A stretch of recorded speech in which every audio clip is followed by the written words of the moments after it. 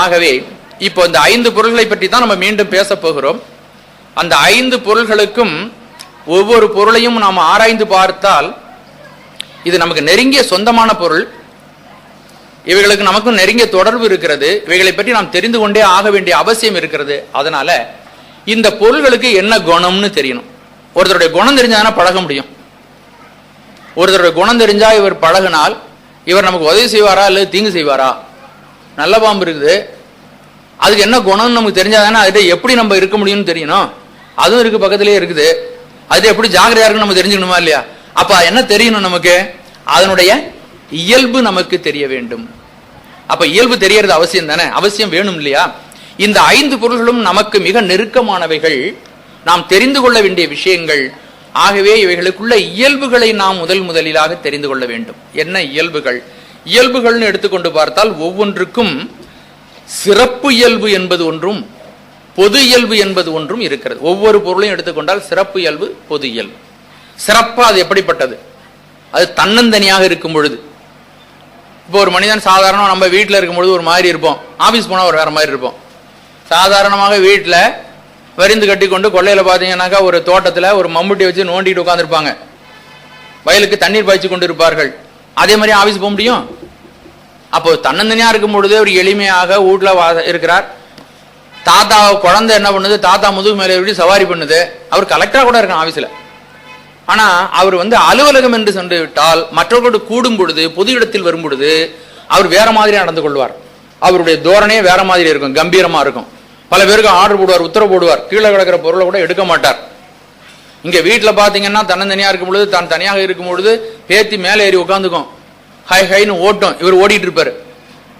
ஆனால் ஆபீஸுக்கு போனவொடனே கீழே விழுந்த புத்தகத்தோடு எடுக்க மாட்டார். ஒரு ஆளை கூப்பிட்டு குண்டு சீடு அப்படின்னு சொல்லுவார். அப்ப அது பொது இயல்பு. தன்னந்தனிமையிலே நாம் இருக்கும் பொழுது நாம் இருக்கின்ற இயல்புகள் சிறப்பு இயல்பு.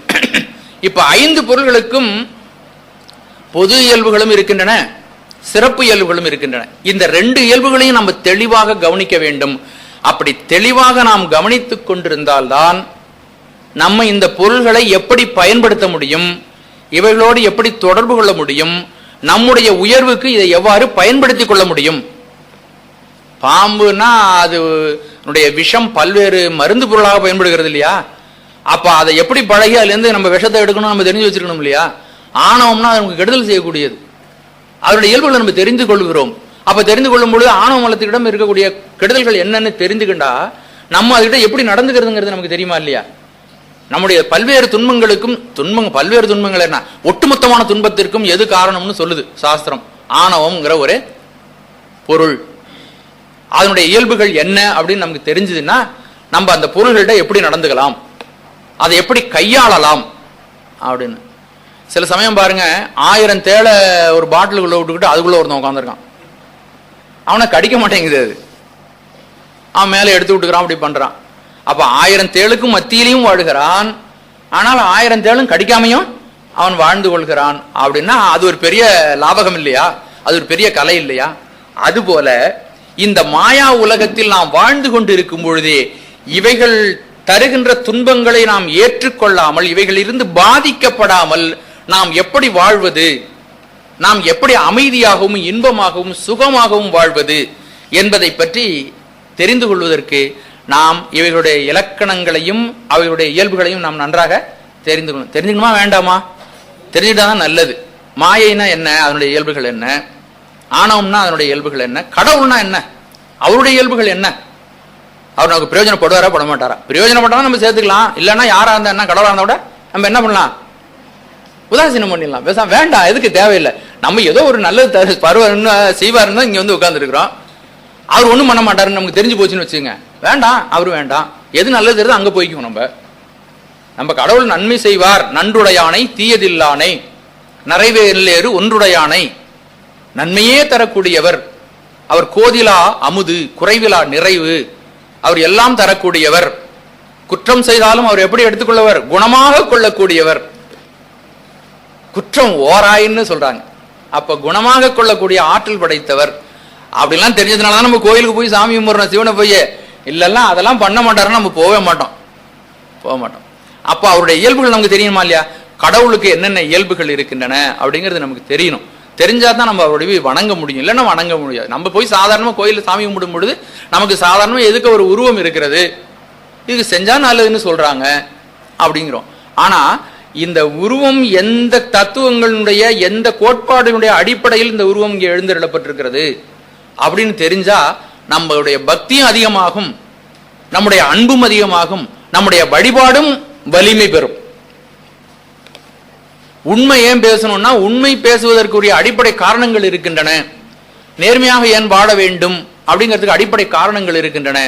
அந்த காரணங்கள் தெரிந்தால் உண்மையை நாம் சரியாக பின்பற்றுவோம். ஒழுக்கத்தை மிக மிக மேலானதாக மதித்து நாம் அதை போற்றி நம்முடைய வாழ்க்கையில கைகொள்ள முடியும். எல்லாத்துக்கும் அடிப்படை இயல்புகள் நமக்கு தெரிய வேண்டும். அப்பொழுதுதான் நம்ம வாழ்கின்ற வாழ்க்கை ரொம்ப வலிமையாகவும் செயல்பூர்வமாகவும் ஆர்வம் நிறைந்ததாகவும் நமக்கு உறுதியாக நன்மையை கொண்டு வரக்கூடியதாகவும் அமையும். அதனால இந்த 5 பொருள்களுடைய இயல்புகளையும் அதனுடைய சிறப்புகளையும் நாம் இப்போ தெரிந்து கொள்ள இருக்கிறோம். முதல்ல நாம் தெரிந்து கொள்ளக்கூடிய ஒரு பொருள் இறைவனை பற்றி முதல்ல தெரிஞ்சுக்கோமா? முதல்ல கடவுளை பற்றி பார்க்கலாமா? பார்க்கலாம். கடவுளை பற்றி பார்க்கலாம். கடவுள் என்று சொல்லும் பொழுது நாம் சாதாரணமாக இறைவனை பற்றி நினைக்கும் பொழுது கோயிலுக்கு போறோம், நம்முடைய முன்னோர்கள் எல்லாம் வழிபட்டு இருக்கிறார்கள், நன்மையை செய்வான் என்று நாம் கருதுகிறோம், அதனால கோயிலுக்கு போறோம். இதுக்கு அப்பால நம்ம அதிகமாக அதை பற்றி ஆழ்ந்து சிந்தித்ததில்லை. ஆனால் கடவுள் என்ற தத்துவம் எதனுடைய அடிப்படையில் அமைந்திருக்கிறது என்பதை நன்றாக நாம் தெரிந்து கொள்ள வேண்டும். அவன் எவ்வளவு ஆற்றல்கள் பொருந்தியவன் என்பதை பற்றியும் நாம் தெளிவாக உணர்ந்திருக்க வேண்டும். கடவுள் நமக்கு நன்மை செய்யக்கூடியவன்னா, நாம் யாரிடமாவது ஒரு உதவி கேட்டு போனோம்னா அவங்களே கவலைப்பட்டு உட்காந்துருந்தாங்கன்னா நம்ம கவலையா போய் நம்முடைய செய்திகளை சொல்ல அவங்கள்ட்ட போறோம். அவர்களே கவலைப்பட்டு கொண்டு அவர்களே பெரிய கவலையில் ஆழ்ந்திருந்தால் அவர்கிட்ட கவலை போய் நீக்க முடியுமா நம்ம? ஆனால் இறைவன் என்பவன் எப்படிப்பட்டவன்? நம்முடைய கவலைகளை எல்லாம் போக்கக்கூடியவனா, நம்ம துன்பங்களை எல்லாம் போக்கக்கூடியவனா? அவனுக்கு அந்த ஆற்றல் இருக்கிறதா? கடவுளுக்கு அந்த ஆற்றல் இருக்கிறதா அப்படின்னு நம்ம முன்னாடி தெரிஞ்சுக்கணும் இல்லையா? நம்ம கடவுளை பற்றி நம்முடைய சைவ சித்தாந்த சாஸ்திரம் சொல்லல ஒரு பகுதி, ஒரு சின்ன பகுதியை மட்டும் உங்களுக்கு சொல்றேன் பாருங்க. மாயை பற்றிய ஒரு விரிவான விளக்கம் நம்ம அடுத்த வகுப்புல தான் படிக்கணும். இந்த ஒரு வகுப்பு வேணும் அதுக்கு. அதனால அதை பற்றி ஒதுக்கி வச்சிருக்கிறேன். அந்த மாயை இலிருந்து தோன்றி வந்தவைகள் இறைவன் நம்முடைய உயிரை மேன்மைப்படுத்துவதற்காக 224 புவனங்களை தோற்றுவித்திருக்கிறான். 224 ஒரு கடவுளுடைய ஆற்றல் எப்படி இருக்குங்கிறதுக்கு ஒரு சின்ன உதாரணம் சொல்றேன். நிறைய இருக்கு, நிறைய சொல்லலாம். ஒரே ஒரு சின்ன உதாரணம். எத்தனை புவனங்கள் இருக்கின்றன? 224 புவனங்கள் இருக்கின்றன. அதாவது 36 தத்துவங்கள். 36 தத்துவங்கள் ஏன்னா ஒன்னு பேசும்பொழுது இன்னொரு 5 நெருங்கிய தொடர்புடையதுனால ஒன்னு பேசும்பொழுது இன்னொன்னு வந்துடும். எதையாவது ஒன்னு முதல்ல விளக்கிட்டு தான் அடுத்ததுக்கு போக வேண்டி இருக்குது. அதனால ஒன்னு விளக்கும் பொழுது இன்னொன்னு வந்துடும். அதனால நம்ம இந்த மாயை பற்றி நான் அடுத்த வகுப்புல தான் சொல்ல முடியும். இந்த வகுப்புல நான் சொல்லல. இப்போ இந்த மாயையில தோன்றி வந்த புவனங்கள் 224 புவனங்கள் இருக்கின்றன.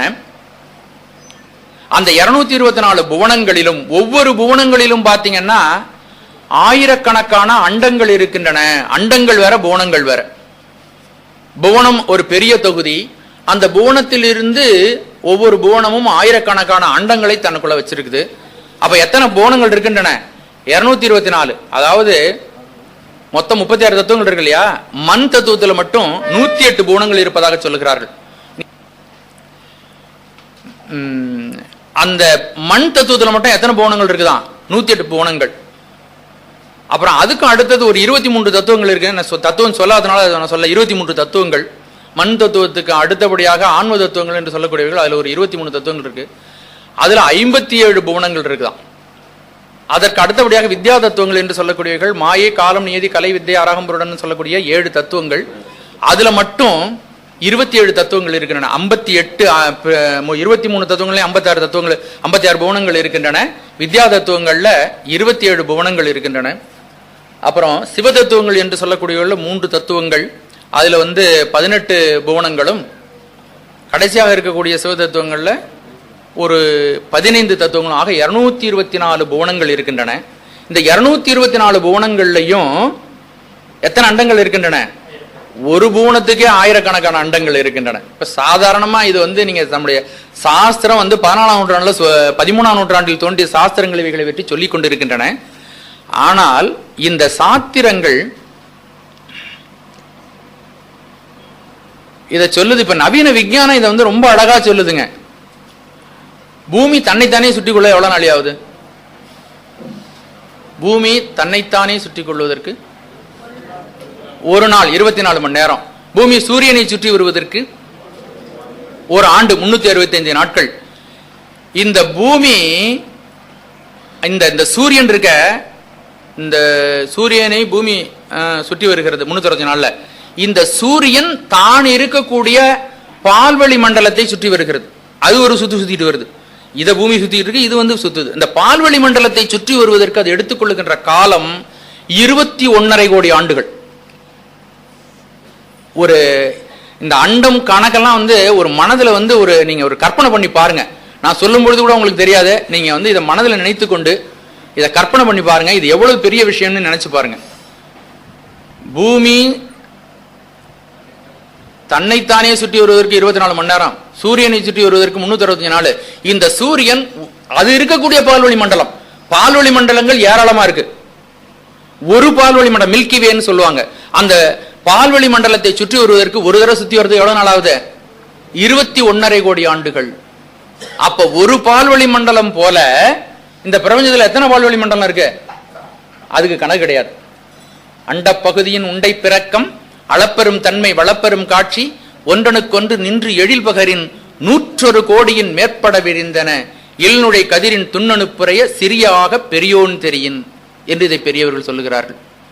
ஒரு வீட்டு கூரையில விழக்கூடிய சூரிய ஒளிக்கற்றையில் பார்த்தோம்னா எவ்வளவோ தூசிகள் மிதக்கும் இல்லையா? அதுபோல இந்த அண்டத்துல தூசிகள் போல இந்த அண்டங்கள் மிதந்து கொண்டிருக்கின்றன. எப்படி இந்த ஒளிக்கற்றையிலே தூசிகள் மிதக்கின்றனவோ அதுபோல இந்த ஆகாய தத்துவத்தில் இந்த அண்டங்கள் மிதந்து கொண்டிருக்கின்றன. 101 கோடியின் மேற்பட விரிந்தன, 100 கோடிக்கு மேல விரிந்தன அப்படின்னு சொல்றாங்க. அப்போ ஒரு மில்கி வேயை சுத்தி வர்றதுக்கு எவ்வளவு நாள் ஆகுதுங்க? 21.5 கோடி ஆண்டுகள் ஆகின்றன. இந்த பக்கத்துல இருக்குங்க ஒரு நவகோள்கள். அதுல ஒரு கோள் செவ்வாய் கிரகம். அந்த செவ்வாய் கிரகத்துக்கு இப்பதான் ஆளில்லா விண்கலங்களை அனுப்பி அங்க தண்ணீர் இருக்கிறதா என்று பரிசோதனை செய்து கொண்டிருக்கிறார்கள். அந்த விண்கலத்துக்கு மனிதனை அனுப்புவதற்கு ஆராய்ச்சியாளர்கள் சொல்கிறார்கள் இன்னும் 15 to 20 ஆண்டுகள் ஆகும் சொல்றாங்க. பக்கத்துல இருக்குதுங்க. அது அடுத்தோடு மாதிரி நமக்கு நிலவுக்கு அடுத்தபடியா கிட்ட இருக்கக்கூடியதுன்னு அனுப்பிட்டு இருக்கிறாங்க. அதுக்கு போய் சேர்றதுக்கு எவ்வளவு நாள் ஆகுது? இன்னும் போறதுக்கு மனிதன் போறதுக்கு 15 to 20 ஆண்டுகள் ஆகும். அது போய் சேர்றதுக்கு எவ்வளவு நாள் ஆகுமா? அப்படி விஞ்ஞானிகள் சொல்றாங்க 90 நாள் தொடர்ந்து பயணம் செய்யணும். நம்ம வேகம்னா அந்த வேகத்தை அந்த போற வேகத்துல அது நெருப்பிடிச்சுங்க. அப்படிப்பட்ட வேகம். அப்படி போனாலும் எவ்வளவு நாள் ஆகுது? பக்கத்தில் இருக்கக்கூடிய கிரகத்துக்கு 90 நாள். இது நம்ம சர்க்கிளுக்குள்ள உள்ளது, சூரிய மண்டலத்துக்குள்ள உள்ளது. இப்ப நான் சொல்றது மில்கி வேங்கிறது இப்ப நீங்க கற்பனையும் பண்ண முடியாது உங்களால. அந்த பால்வெளி மண்டலத்தை சுற்றி ஒரு 21.5 கோடி ஆண்டுகள் ஆகின்றன. இது போல ஏராளமான பால்வெளி மண்டலங்கள் மிதக்கி கொண்டிருக்கின்றன இந்த அண்டத்துல. இந்த அவ்வளதையும் தன்னுடைய வியாபகத்தில் அடக்கி கொண்டு எல்லாத்தையும் தாங்கி கொண்டிருக்கிறான் சிவபெருமான். அவனுடைய அகண்ட வியாபகம், அதுக்கு எல்லையே கிடையாது. அளப்பெரும் தன்மை வளப்பெரும் காட்சி. அதனாலதான் கருணை கடல். நமக்கு தெரிஞ்ச பெருசு கடல், அதை விட பெருசு ஒண்ணும் தெரியல நமக்கு. அதனால கடல் அப்படின்னு நம்ம சொல்றோம். அவ்வளவு அகண்ட வியாபகம். அவனுடைய கற்றை சடமுடி அவனுடைய வியாபகத்தை காட்டுகிற. சிவபெருமான பார்த்து அவனுடைய சடமுடியை நாம் சிந்தனை செய்யும் பொழுது இவன் இவ்வளவு வியாபகமானவன், இந்த வியாபகத்துக்குள்ளே இத்தனை பொருள்களும் அடக்கி கொண்டிருக்கிறான். அவ எப்படிப்பட்ட பெரியவன், எப்படிப்பட்ட உயர்ந்தவன், எப்படிப்பட்ட சிறந்தவன் என்பதை நான் உணர வேண்டும். கோயில் அப்படி அடக்கி ஒடுக்கிட்டு உட்கார்ந்துருக்கானே ரொம்ப எளிமையா. மஞ்சுளீஸ்வரனாக இந்த கோயில் திருக்கோயில் அமர்ந்து கொண்டிருக்கிறானே, அவன் சாமானியமானவன் அல்லன். அவன் அளப்பெரும் தன்மையை தனக்குள்ளே அடக்கி கொண்டிருக்கின்றவன். எவ்வவர் திறமும் தன்மையிற்படுத்து தானே ஆகிய தயாபரன் எம் இறை. எம் இறை எவ்வவர் தன்மையும் தன்மையிற்படுத்து தானே ஆகிய தயாபரன்.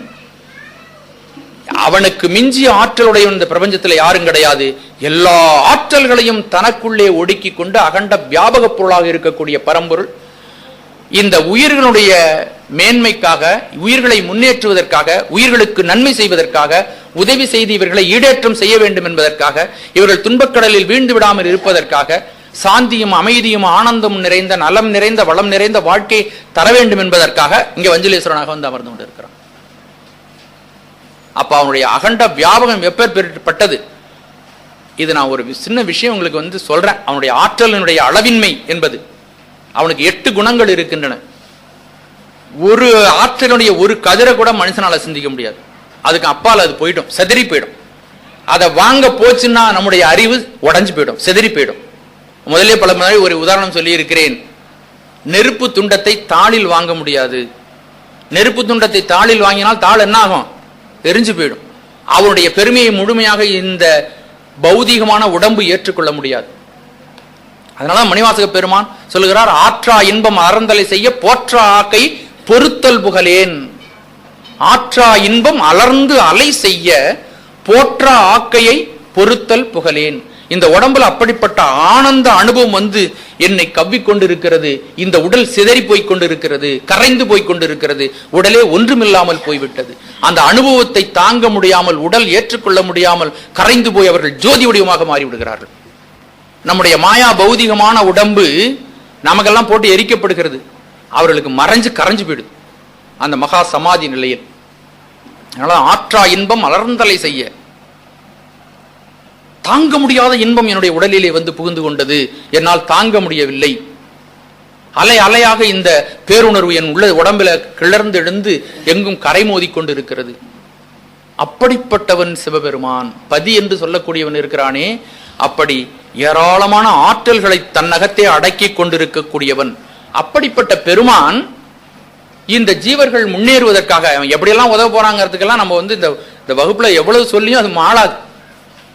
தேன்பழச் சோலை பயிலும் சிறுகுயிலே இது கேள்வி. தேன்பழச் சோலை பயிலும் சிறுகுயிலே இது கேள்வி. வான் பழித்து இம்மன் புகுந்து மனிதரை ஆட்கொண்ட வள்ளல். அவன் என்ன பண்றானா, வான உலகத்தில் இருந்து அப்படிப்பட்ட உலகத்தில் இருக்கக்கூடிய பெருமான், இந்த 36 தத்துவங்களையும் கடந்த நிலையில் இருக்கக்கூடிய பெருமான், இந்த அண்டாண்டங்களையும் தனது மடியிலே தாங்கிக் கொண்டு அகண்ட வியாபகத்திலே தாங்கிக் கொண்டு இருக்கக்கூடிய பெருமான், இந்த உயிர்களை ஜீவர்களை உய்விக்க வேண்டும் என்பதற்காக, நமக்கு நன்மை செய்ய வேண்டும் என்பதற்காக வான் பழித்து தான் இருக்கக்கூடிய இந்த தத்துவங்களை கடந்த நிலையில் அந்த நிலையும் பழித்து விட்டு கீழே இறங்கி வரானாம். வான் பழித்து இம்மன் புகுந்து மனிதரை ஆட்கொண்ட வள்ளல், ஊன் பழித்து உள்ளம் புகுந்து உணர்வதுவாய ஒருத்தன், மான் பழித்து அண்ணனோ ஆண்டமின் நோக்கி மணாளனை நீ வர கூவாய் என்று மணிவாசக பெருமான் இதைத்தான் சொல்லுகிறார்கள். இன்னும் பல பாடல்களையும் சொல்லி இருக்கிறார்கள். அப்பர் பெருமான் கூட ஒரு பாடல்ல சொல்றார், உயிராவணம் இருந்து உற்று நோக்கி உள்ள கிழியின் உரி எழுதி உயிர் ஆவணம் செய்திட்டு உண்கை தந்திட்டால் உணரப்படுவாரோடு ஒட்டி வாழ்தி. ஐயராவணம் ஏறாது ஆண் ஏறேறி. நான் சொல்ல வந்த விஷயம் மேல இருக்கிற விஷயத்துக்கு விரிவரை சொன்னோம்னா வகுப்பு முடிஞ்சு போயிடும். அதனால சொல்லல. இங்க என்ன சொல்றாருன்னு கேட்டீங்கன்னா, ஐராவணம் ஏறாது 2000 தந்தங்களுடையது யானை. அந்த யானை யாராவது பார்த்திருக்குமா? அது அமரர் நாட்டுல இருக்குதான். அங்க இருக்கக்கூடிய யானை 2000 தந்தங்களுடையது. சிவபெருமான் மட்டும் ஆரோகணிக்கக்கூடிய அந்த யானை, அதன் மீது வேண்டாம் என்று, அந்த யானை மீது ஆரோகணித்து வருவதை வேண்டாம் என்று, ஐராவணம் ஏறாது ஆண் ஏறி, சின்ன ஒரு ரிஷப வாகனத்தில் ஏறிக்கொண்டு, ஆன்னா பசு காளை, ஆண் ஏறி அமரர் நாடு ஆளாதே ஆரூர் ஆண்ட திருவாரூருக்கு வந்து இங்கு இருக்கின்ற ஜீவர்களை ஆளுவதற்காக திருவாரூருக்கு வந்த என் அம்மானே உன் அருட்கண்ணால் நோக்காதார் அல்லாதார். அப்படிப்பட்ட சிவபெருமான் இந்த உயிர்களை உய்விப்பதற்காக இறங்கி வந்து இந்த மண்ணுலகத்திற்கு வருகிறான். ஐராவணம் ஏறாது ஆண் ஏறி இந்த ஊருக்கு வருகிறான். அப்படி வருகின்ற பெருமான் நமக்கு இந்த உடலை கெடுத்திருக்கிறான். அப்பர் பெருமான் அதை வியந்து சொல்றார். கால் கொடுத்து, 2 காலை கொடுத்து, இருகை ஏற்றி கடி நிறைத்து, உடம்புல எலும்புகளை எல்லாம் போர்த்தி, 2 கையை வச்சு, கால் வச்சு, இறைச்சி மேஞ்சு, உதிர தோல் படுத்து, மேல தோலை போட்டு மூடி, உதிர நீரால் சுவர் எடுத்து, உள்ளே இவைகளெல்லாம் நீரோட்டமாக ஓடுவதற்கு இரத்தமும் சதையும் மஜ்ஜையும் எலும்புகளையும் நிரப்பி வைத்து, 2 வாசல் ஏழுடைத்தாக வைத்து, அங்கு 7 சாலோகம் பண்ணி மால் கொடுத்து ஆவி வைத்தார் மாமரை காடனாரே. இந்த உடம்பையும் அவன் தான் தந்திருக்கு. மகா பேரறிஞன், சர்வஜன், சர்வலோக நாயகன், முற்றறிவுடையவன், பேராற்றல் படைத்தவன், அளவில்லாத அருளாற்றல் படைத்தவன், இவன் தான் பதி என்று சொல்லப்படுகின்றவன். அவனுடைய குணத்தை நம்ம தெரிந்து கொண்டோமானால் அவன் நமக்கு உதவானா இல்லையாங்கிறது தெரியும். அதுக்காக தான் இந்த விஷயத்தை நம்ம சொல்றோம். ஆகவே கடவுள் என்று சொல்லக்கூடியவனுக்கு அகண்ட சச்சிதானந்தம் என்று நாம் சொல்லுகிறோம். அகண்ட சச்சிதானந்தம் என்பதை விரிவுபடுத்தினால் அது என் குணங்களாக விரியும். அந்த என் குணங்களை திருக்குறளும் சொல்லுகிறது. கோளில் பொறியில் குணமிலவே என் குணத்தான் தாளை வணங்கா தலை. 8 குணங்களுடையவன். அந்த 8 குணங்களையும் விவரித்தால் அது ரொம்ப அளவில் பெருகும். விஞ்ஞானபூர்வமாக அதை நாம் விளக்க முடியும். அந்த விளக்கினாலே அது அவன் எந்தெந்த வகையிலெல்லாம் பெரியவனாக இருக்கிறான், எந்தெந்த வகையிலெல்லாம் நமக்கு அவன் உதவி செய்பவனாக இருக்கிறான் என்பதெல்லாம் நமக்கு நல்லா தெரியும். ஆனால் நம்ம வகுப்புல பல்வேறு இடங்கள்ல நம்ம அதை பத்தி சொல்ல வேண்டி இருக்குது. ஆனால் நம்ம இப்ப குறிப்பாக மட்டும் சில உண்மைகளை சொல்லி நாம் மேல் பகுதிக்கு செல்லலாம். முதல் குணம், அவனுடைய குணம், இதை வேணா எழுதிங்க. தன்வயம் உடைமை. இறைவனுடைய 8 குணம். என் குணத்தான் தாளை வணங்கா தலைன்னு சொல்றோம் இல்லையா? இறைவனின் என் குணங்கள். தன்வயமுடைமை, தன் வசமுடைமை. அதாவது நான் விவரி சொல்றேன் இப்ப உங்களுக்கு. கடவுள் சர்வ சுதந்திரம் உடையவன். தன்வயமுடைமைன்னா அவனை ஏவுவதற்கு யாரும் கிடையாது. இப்ப நம்ம ஏவுறதுக்கு எல்லாம் இருக்கு. நம்ம உடம்பே நம்மளை ஏவுது. நம்ம நம்ம நினைச்சிட்டு இருக்கிறோம் நம்ம உடம்ப கட்டுப்பாட்டுக்குள்ள வச்சிருக்கோம், மனதை கட்டுப்பாட்டுக்குள்ள வச்சிருக்கோம். அதை வித்தியாசப்படுத்தி சொல்வதற்காக இந்த விளக்கத்தை நான் சொல்றேன். கடவுளை யாரும் ஏவ முடியாது. ஆனா நம்ம யார் வேணாலும் ஏவிடலாம். பக்கத்தில் இருக்கிற வேகமா தும்முனாருன்னு வச்சுங்க, உடம்பு ஒரு தடவை தூக்கி போடும்.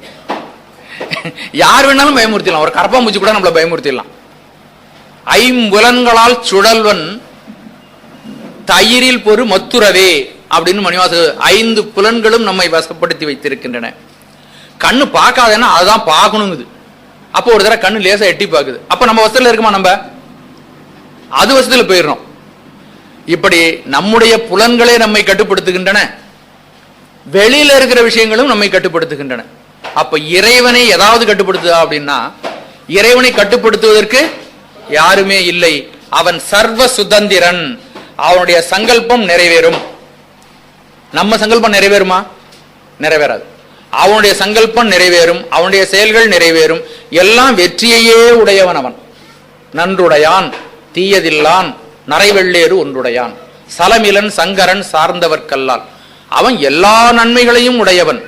அவனுடைய செயல்பாடுகளுக்கும் சிந்தனைகளுக்கும் சங்கல்பங்களுக்கும் எந்த விதமான தடையும் இல்லை. அவனுக்கு மேலானவர்கள் ஒருவர் இல்லை. அவனை ஏவுவதற்கு ஒருவர் இல்லை. அவனுக்கு அறிவிப்பதற்கு ஒருத்தர் தேவையில்லை. சர்வ சுதந்திரன். ஆனாதான் ஒன்றே தேவன் என்று திருமூலர் சொல்லுகிறார். மணிவாசக பெருமான் ஒருவன் என்னும் ஒருவன் காண்க, ஒன்று என்றது ஒன்றே கான் என்கிறார் மெய்கண்ட தேவர். அது ஒன்று என்பது ஒன்றே கான், ஒன்றே பதி என்று. அப்போ அந்த இறைவன் சர்வ சுதந்திரனாக இருக்கிறான். இது இந்த அளவுக்கு இது போதும். 2வது குணம் தூய உடம்பு உடைமை. 2வது தூய உடம்பு உடைமை. அது சமஸ்கிருதத்தில் சொல்லுவாங்க விசுத்த தேகம். விசுத்த தேகம். அதாவது தமிழ்ல தமிழ்லயே நம்ம தெரிஞ்சுக்கலாம். சாஸ்திரம் பூரா தமிழ்லயே நம்ம சொல்லி கொடுக்கலாம். தமிழ்ல எங்க டெக்னிக்கல் டேர்ம்ஸ் யாராவது சொல்லி உங்களை பயமுறுத்த கூடாது. அதனால அதையும் சொல்லுவோம். நம்ம யாராவது சொன்னா எங்க இதுல வள்ளியே அப்படின்னு சொல்லக்கூடாது. அதுக்காக அதையும் சொல்றேன், நீங்க அதையும் குறிச்சுங்க. நம்ம தமிழ்லையும் படிக்கலாம். நம்முடைய தாய்மொழி ரொம்ப உயர்ந்தது. நம்முடைய தமிழ் மொழியில் இருக்கக்கூடிய இந்த சித்தாந்த சாஸ்திரம் இதுவரையிலும் உலகத்துல எங்கேயும் ரொம்ப போகல, வெளியில போகல. போனா எல்லாரும் இதான் படிப்பாங்க, உலகம் பூரா தான் படிப்பாங்க. ஹரே கிருஷ்ணா இயக்கம் வெளிநாடுகளுக்கு சென்றது போல நம்முடைய சைவ சித்தாந்த சாஸ்திரத்தையும் அதுக்கு நிறைய வசதிகள் வேணும். நல்ல நிறுவனங்கள், அமைப்போடு கூடிய நிறுவனங்கள், வசதிகள், பொருளாதார வசதிகள் எல்லாம் இருந்ததுன்னா வெளிநாடுகளுக்கும் சென்று பரப்பணும்னா, அதாவது தத்துவங்களில் ரொம்ப சாமானியமான தத்துவங்களுடைய நூல்கள் இருக்கின்றன, சாத்திரங்கள் இருக்கின்றன. உலகத்தில் பல்வேறு விதமான சமயங்கள் இருக்கின்றன இல்லையா? ஆனா எல்லா தத்துவ சாஸ்திரங்களும் இதுதான் முடிவான உண்மைன்னு ஒண்ணு சொல்லுது பார்த்தீங்களா?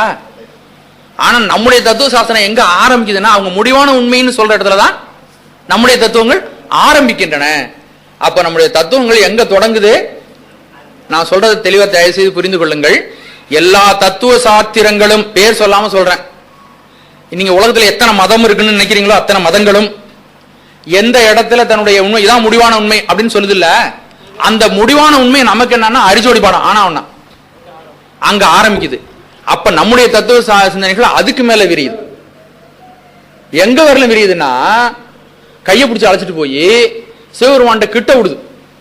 பாத்துக்கோ, இந்த இருக்க இதான் நான் சொல்றது இவர்தான் அப்படின்னு காட்டுது.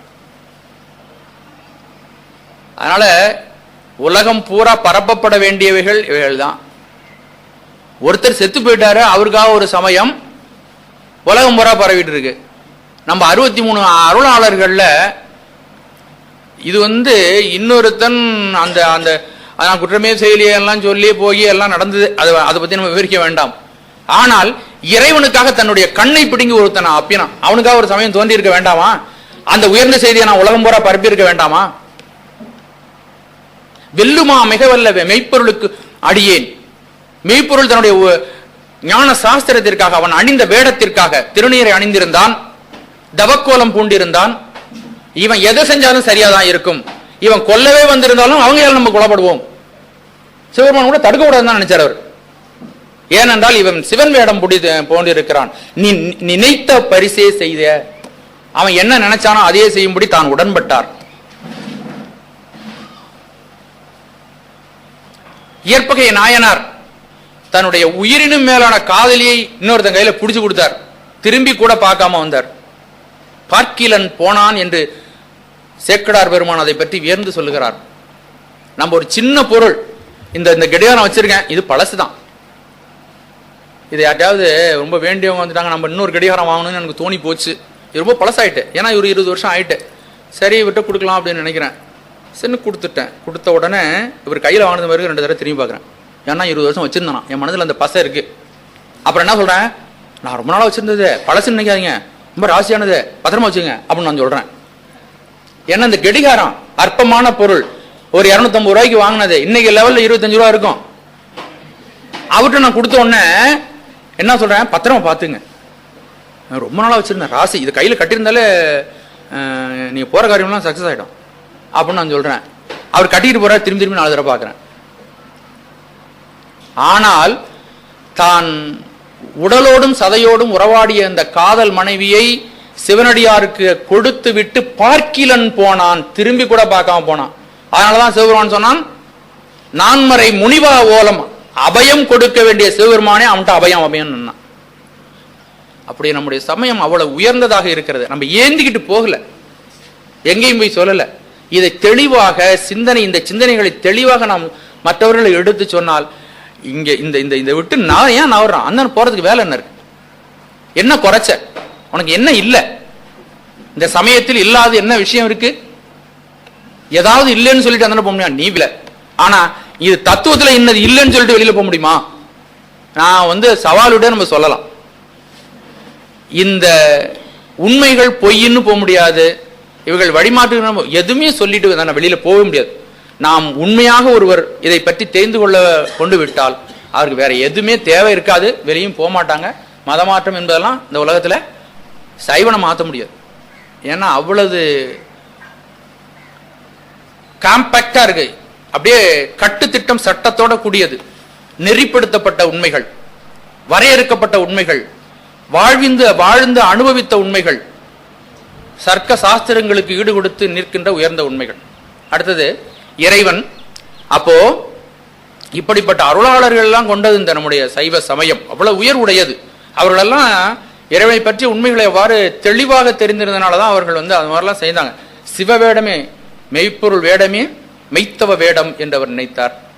இப்போ இறைவனுக்கு இருக்கக்கூடிய 2வது குணங்கள், 8 குணங்கள்ல 2வது குணம் என்ன? தூய உடம்புடைமை.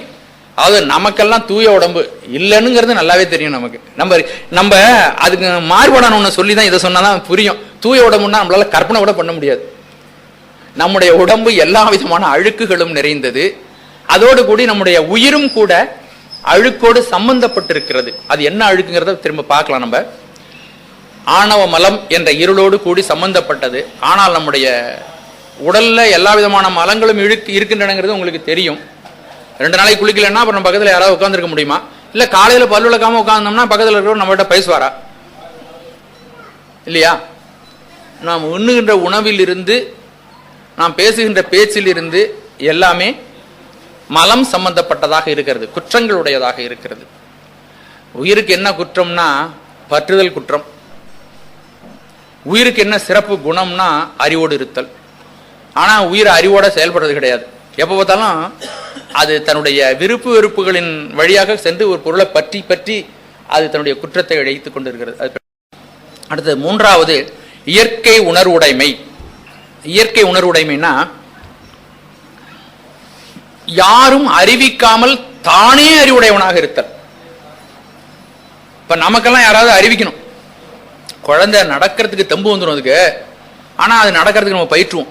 நடவண்டி கொடுக்குறோமா, அப்புறம் தூக்கி கையை பிடிச்சிக்கிட்டு 2 ஸ்டெப்பு, ஒரு ஸ்டெப்பு ஆனால் கீழ் வந்துருது, உடனே நடக்க பயிற்சி வைக்கிறோம். அறிவு இருக்கு குழந்தைக்கு. 5 வயசான உடனே குழந்தைய பள்ளிக்கூடத்தில் கொண்டு போய் யாராவது ஒருத்தர் சொல்லிக் கொடுக்க வைக்கிறோம். இதெல்லாம் புரிஞ்சுக்கணும். நம்ம அறிவிக்க அறியும் தன்மை உடையது நம்ம உயிர். ஆனால் யாரும் அறிவிக்காமலே பேரறிவு பொருளாக இருப்பது எது? சிவபரம்பொருள். அது செல்ஃப் ஜெனரேட்டர். நம்மெல்லாம் யாராவது ஊதி ஊதி நம்மளை ஜெனரேட் பண்ணணும். அப்போ நமக்கு அறிவு தானா வராது. யாராவது என்ன செய்யணும்? நமக்கு அறிவை அறிவித்து இயக்க வேண்டும். நமக்கு யாராவது வெளியில இருந்து அறிவித்து அறிவித்து இயக்க வேண்டும். அதுக்கு அடுத்தது 4வது இயற்கை உணர்வுடைமை. அது சமஸ்கிருதத்துல அனாதி போதம் அப்படின்னு சொல்லுவாங்க. அத அடுத்தது முற்றுணர்வுடைமை. முற்றுணர்வுடைமை இதை கொஞ்சம் நல்லா தெளிவா நம்ம தெரிந்து கொள்ளலாம். முழுமையாக உணர்வு படைத்தவர், முழு உணர்வு படைத்தவர். நமக்கு முழு உணர்வு கிடையாது, முற்றுணர்வு கிடையாது. அதை எப்படி விளக்கலாம் பாருங்க. இப்போ இந்த ஹால் இருக்கு. இப்போ நம்ம கண்ணு கெட்டினவர்களும் இந்த ஹால் இருக்கு.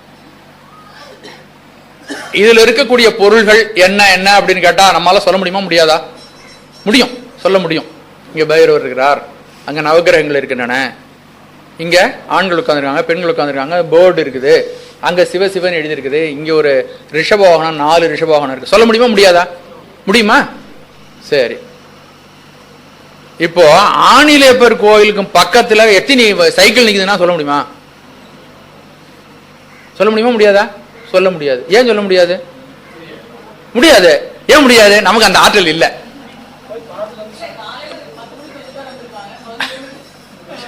இல்லையா? ஆனா கடவுள் முற்றுணர்வு உடைமைங்கிறது என்ன தெரியுமா? அவர் இந்த பிரபஞ்சத்தையே தனது உடலிலே அடக்கி, வியாபகத்திலே அடக்கிட்டு வச்சிருக்கிறாரா? அதனால எந்த பொருள் எங்கெங்க இருக்குன்னு அவருக்கு தெரியுமா தெரியாதா? தெரியும். அதுதான் முற்றுணர்வு உடைமை என்பது. முற்றுணர்வு உடைமை அவன் ஒருத்தனால தான் இருக்க முடியும். ஏனென்றால் அவன் அகண்ட வியாபக பொருள். அவன் உடம்புல பல பால்வெளி மண்டலங்கள் மிதக்கி கொண்டிருக்கின்றன. அந்த பால்வெளி மண்டலங்களுக்குள்ள, ஒரு பால்வெளி மண்டலத்துக்குள்ள ஒரு பூமி நம்ம இருக்கோம். நம்ம ஒரு சின்ன பூமியே கடுகு போல ஆயிடும். கடுகெல்லாம் பெருசு, அதை விட இன்னும் சின்னது பூமி. அதுக்குள்ள நம்ம எத்தனை பேர் இருக்கிறோம்? அப்ப அத்தனை பேர் இருக்கிறாங்க. அப்ப நம்மங்கிறது கண்ணுக்கு தெரியுமா தெரியாதா? ஆனா நம்ம என்ன நினைக்கிறோம், நம்ம எத்தனை மூச்சு விடுறோம்னு அவனுக்கு தெரியும். ஒரு எறும்பு நடந்து போச்சுன்னா அந்த காலடி சத்தம் கூட அவனுக்கு கால் விடுது. சில டவுன்ஷிப்ல சிங்கப்பூர் மாதிரி இருக்குன்னு சொல்றாங்க. நான் முதல்ல கூட சொல்லியிருப்பேன் நினைக்கிறேன். அந்த பிரதமருடைய அலுவலகத்துக்குள்ள ஒரு கண்ட்ரோல் ரூம் இருக்கு. அங்க இருக்கிற வீதிகள்ல எந்த வீதியில என்ன கார் போயிட்டு இருக்குன்னு கவனிக்கணும்னா அவர் அந்த கம்ப்யூட்டர் பட்டன் தட்டினாருன்னா அது கார் போற என்ன போகுதுன்னு தெரியுமா? அந்த வீதியில எத்தனை பேர் நடந்து போயிட்டு இருக்காங்கன்ட்டு ஒரு கம்ப்யூட்டர் மூலமாக ஒரு டவுனையே ஒரு பிரதமரே கண்காணிக்கக்கூடிய அளவு இருக்கு இல்லையா? அது போல இந்த பிரபஞ்சம். நான் கொஞ்சம் நாளைக்கு முன்னாடி சொன்னேன், ஒரு மில்கி வேயை கடந்து வர்றதுக்கு சூரியனுக்கு எவ்வளவு நாளி ஆகுதுன்னு சொல்லியிருக்கேன். 21.5 கோடி ஆண்டுகள். அது போல எத்தனை மில்கி வே இருக்கு? எத்தனையோ நம்மளால சொல்ல முடியாது. அவ்வளவுலையும் நடக்கிறதையும் எல்லாவற்றையும் கண்காணித்துக் கொண்டிருக்கக்கூடிய ஆற்றல் தான் முற்றுணர்வு உடைமை. அத நம்மளால கற்பனை பண்ண முடியுதா? நீங்க கொஞ்சம் ஓய்வா கற்பனை பண்ணுங்க, அப்பதான் நல்லா பண்ணலாம். இப்ப பண்ணோம்னா சரியா முடியாது. யார் அறிவார் எங்கள் அண்ணல் பெருமையை? யார் அறிவார் அந்த அகலமும் நீளமும்? பேரறியாத பெருஞ்சுடர் உண்டதன் வேறறியாமல் விளம்புகின்றேனே. சரியான பாட்டு. அடுத்தது 5வது குணம், எண் குணங்கள்ல இதெல்லாம் நம்ம தெரிஞ்சு சந்தோஷப்படணும், ரசிக்கணும். இறைவனுடைய குணம் இவ்வளவு பெரியவனா இருக்கான். நம்ம போய் சாதாரணமா சாமியை பார்த்துட்டு வந்துடுறோம். ஒரு 1/2 லிட்டர் பாலை ஊத்திட்டு இது போல யாருமே அபிஷேகம் பண்ணிருக்கவங்க, நான் தான் அவருடைய பக்தியோட பண்ணேன். யாரு இந்த சாமி தோணுனதுல இருந்து 100 லிட்டர் பாலை அவனும் ஊத்தி அபிஷேகம் பண்ணிருக்க மாட்டான். என் அபிஷேகம் தான் பெரிய அபிஷேகம் அப்படி நம்ம நினைக்கிறோம். அதுதாங்க யான் எனது என்னும் அகங்காரம். இந்த சிவபெருமானுக்கு இந்த பூமியே புள்ளியா தூசியா ஒடுங்கி போயிடுது. இது மாதிரி தூசி ஆயிரக்கணக்கான லட்சக்கணக்கான தூசிகள் அடங்கி இந்த பிரபஞ்சத்தை தன்னுடைய வியாபகத்துக்குள்ள வச்சிருக்கான். அவனுக்கு ஒரு 1000 லிட்டர் பாலை ஊத்திட்டு நான் தான் பெரிய மனுஷன். விசித்திரம்னு சொல்லுது ஆணவமலத்தினுடைய 7 குணங்கள். பின்னாடி நான் சொல்றேன் உங்களுக்கு. என்ன ரசிக்கிறாப்புல இருக்கும். நீங்க படிங்க, சைவ சித்தாந்தம் படிச்சீங்கன்னா உங்களுக்கு ரொம்ப ஜாலியா இருக்கும். அது ஒரு அதாவது கஷ்டமான பாடம்னு சொல்லுவாங்க. சைவ சித்தாந்தம் படிக்க முடியாது, யாரோ சில பேர் தான் படிச்சுக்குவாங்க, அவங்களுக்கு தான் புரியும் அப்படின்ட்டு. எல்லாருக்கும் புரியும் பாருங்க. இயல்பாகவே பாசமின்மை.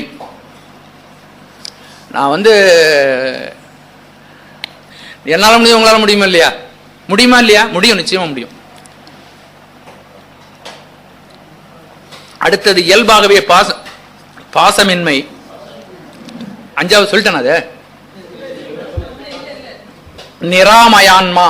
நிராமயான்மா அது சமஸ்கிருத பேர்.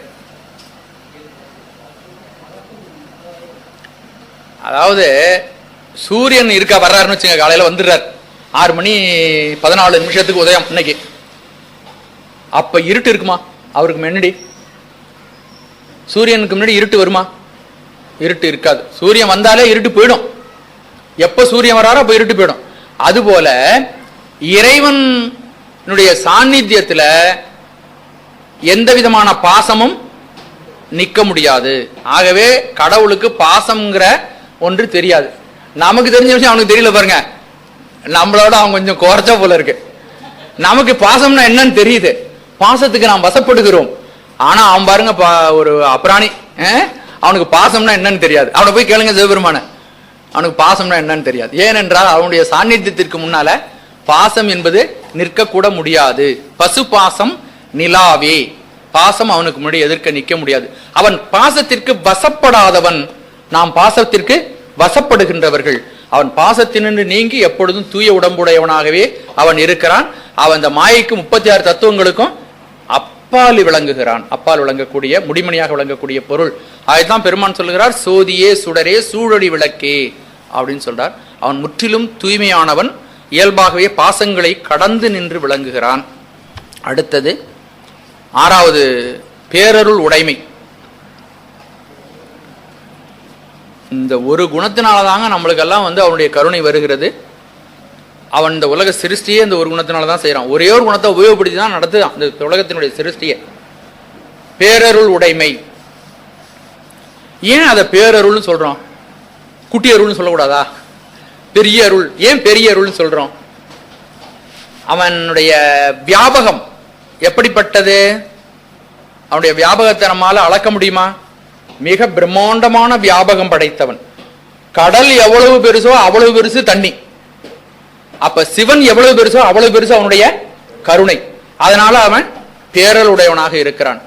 இப்போ நம்ம வீட்டுக்கு ஒருத்தர் வரார், நம்ம பணக்காரங்களாவே இருக்கோம். யாரோ ஒருத்தர் வர்றார், யாசகர் ஒருத்தர் வர்றார், அவரு ரொம்ப ஏழையா இருக்கிறார், அனாதையா இருக்கிறார், நம்ம வீட்டுக்கு வர்றாரு. பார்த்தோன்னா ஒரு கருணை நம்ம மனசுல வந்துடுது. நீங்க அங்கங்க வளையாதீங்க, தினமும் எங்க வீட்டுக்கு சாப்பிடுங்க அப்படின்னு சொல்லிடுறோம் அவர்கிட்ட.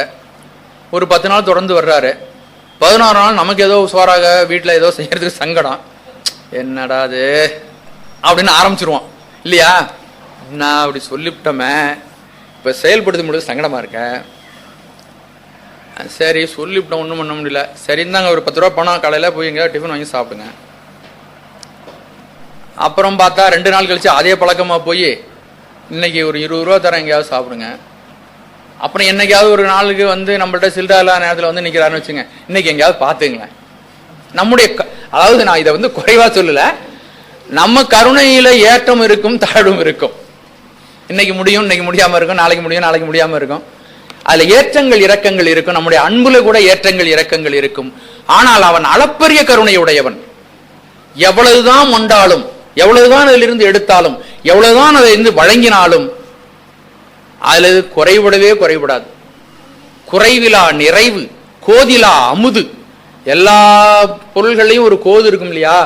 அவரைக்காய் வாங்கினோம்னா அதுல ஒரு நார் இருக்கும், உரிக்கணும். நாரை உரிச்சுட்டு தான் நம்ம சமைக்கிறோம், பெண்களுக்கு நல்லா தெரியும்.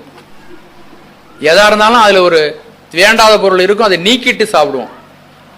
ஆரஞ்சு சுளையே எடுத்தாலும் அதுல விதைகள் இருக்கும், மேல் தோல் இருக்கும், அதெல்லாம் எடுத்துட்டு தானே சாப்பிட்றோம். ஆனால் இவன் கோதில அமுது, அந்த அமுதம் கோது கொஞ்சம் கூட இல்லாதவன். கொஞ்சம் கூட இல்லை. புளி வச்சிருக்காங்க இல்லையா, கடையில பேஸ்ட் மாதிரி வச்சிருக்காங்களா, அது போல எடுத்த உடனே கரைச்சிக்கலாம். ஆகவே அவனுடைய பேரல் உடைமை கொஞ்சம் கூட சலிக்காதது. எவ்வளவுதான் அவன் கொடுத்தாலும் அவனுக்கு கருணை. என்று வந்தா என்னும் திருக்குறிப்பே, எத்தனை தடவை வந்தாலும் வாவான்னு சொல்லுவான், சிரிச்சுக்கிட்டே கூப்பிடுவான். பெருமானிடம் எதுக்க போய் நின்னா, எவ்வளவு தப்பு செஞ்சுட்டு போய் நின்னாலும் குறையுடையார் குற்றம் ஓராய். என்ன அர்த்தம்? என்ன தப்பு செஞ்சுட்டு போய் எதுக்க நின்னாலும் அவருடைய குற்றத்தையே நினைக்க மாட்டானா.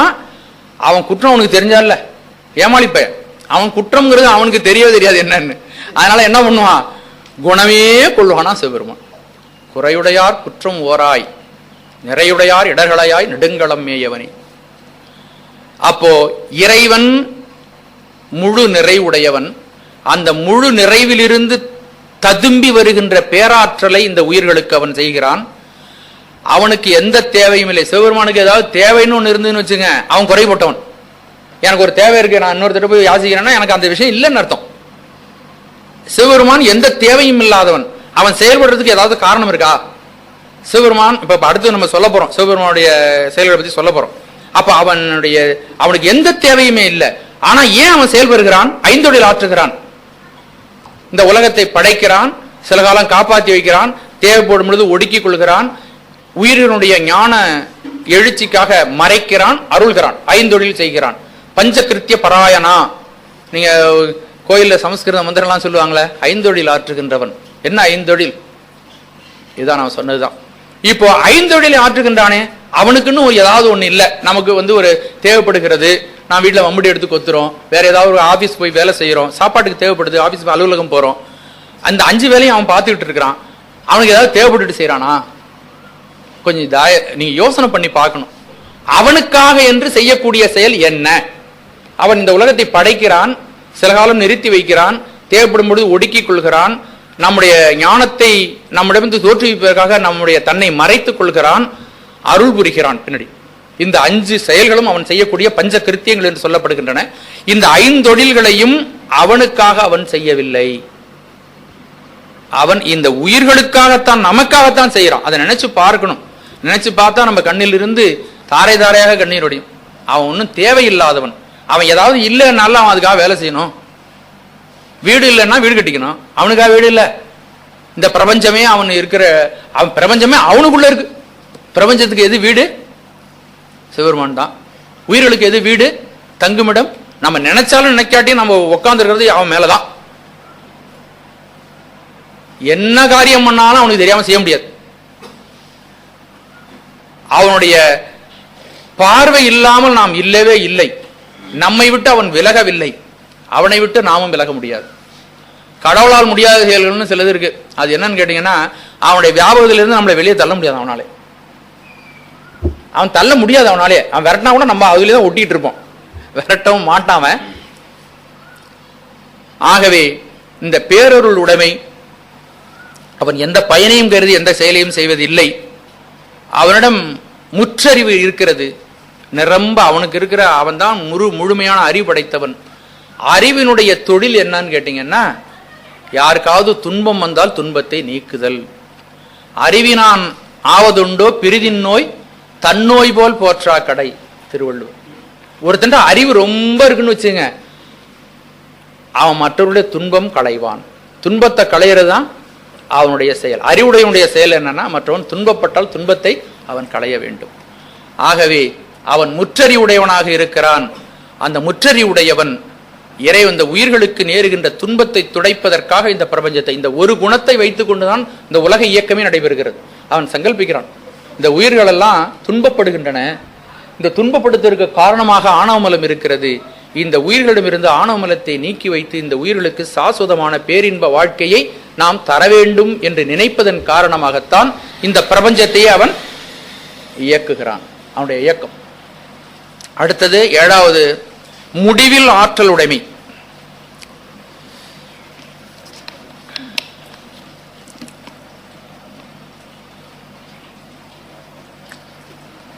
அனந்த சக்தி, முடிவில்லாத ஆற்றல் உடைமை, அனந்த சக்தி. சிவபெருமான் அவனுடைய அறிவு இருக்கிற அளவுக்கு ஆற்றலும், அறிவு இருக்கிற ஆற்றலும் பெருகி இருக்கும் இல்லையா? அறிவினால் ஆன ஆற்றல் ரொம்ப பெருசு. அந்த சக்தி எல்லா சக்திகளையும் வசப்படுத்தி தான் நினைத்தபடி இயக்கவல்ல ஆற்றல்.